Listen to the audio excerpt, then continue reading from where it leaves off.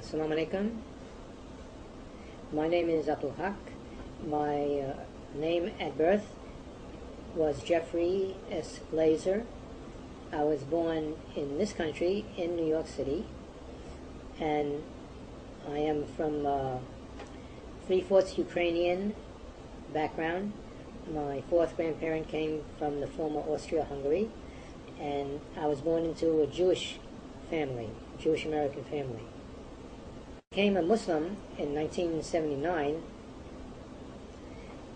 Most of my family had a negative reaction, but most of them are relatively tolerant people.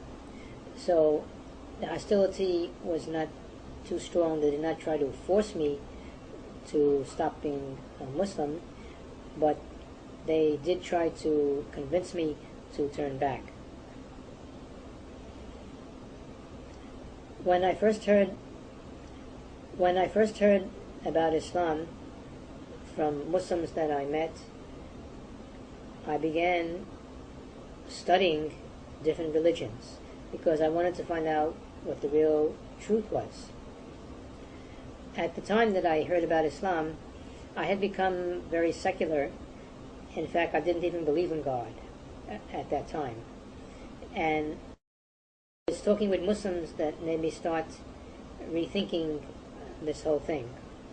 I had drifted away from religion because I was looking for something that would solve the political, economic, and social problems of society, and I didn't find this in religion. So I was more attracted to Marxism as a form of solution to that. And I became secular. And when I met Muslims, I started to hear things that convinced me that there might be another alternative. First, that God could be proven to be real, and second, that there were solutions from Islam to the political, economic, and social problems of the society. So I spent several years studying different religions and spirituality and science and metaphysics in order to first find out, is there an unseen world? And after that, to compare the different religions to decide which religion I ought to be. When I started studying comparative religion and spirituality, I read excerpts from books from different religions. I read parts of the Old Testament for the Hebrew Scriptures, parts of the New Testament for Christianity. I also read some things about Hinduism and Buddhism and Taoism. I also studied meditation, and I took yoga, and all these things, and I studied parapsychology, the scientific study of extrasensory perception, or ESP, to find out about the unseen world. And when I became convinced of the existence of God, then I began going back to the scriptures, to the Jewish, Christian scriptures, and also the Quran. And I was more convinced by the Quran. I noticed not only did I prefer the Islamic belief system better for the reasons that I stated before, but also I found more answers to my questions in the Quran than in the Bible. I also found that Islam does not have a conflict with science, unlike, for example, the way the Catholic Church at the time of the Renaissance had a problem with science. I also liked the political views of Islam, that Islam believes in struggle against oppression and injustice. When I reached a certain point where I felt ready to prepare myself to convert, I first was invited by an old friend to accept Christianity, or to accept Jesus Christ. I did accept him because I already believed in him as one of the prophets. I found that I disliked the Christian belief system that the churches, or most of the churches, have, where they believe Jesus to be the Son of God and part of the Trinity, and so on. And Therefore, I was uncomfortable with Christianity. So I continued to prepare myself for Islam. I began to study how Muslims pray and how Muslims fast. And I began buying Islamic literature in Islamic bookstores. One day, in an Islamic bookstore in Brooklyn, I met an Imam Siraj Wahaj from Masjid Taqwa in Brooklyn, who invited me to take Shahada. I accepted because at that point I was ready for it, and I took my Shahada then. After that, I began to go around to different masajid and began to learn how to practice the deen. And I've been practicing since then. I was attracted to the Islamic belief system because in Islam we believe in all the prophets and all the books, and we believe that every nation had a prophet and that all the prophets taught the same message. This universal type of belief appealed to me very much because this means that religion is for everyone and prophets have been sent to everyone.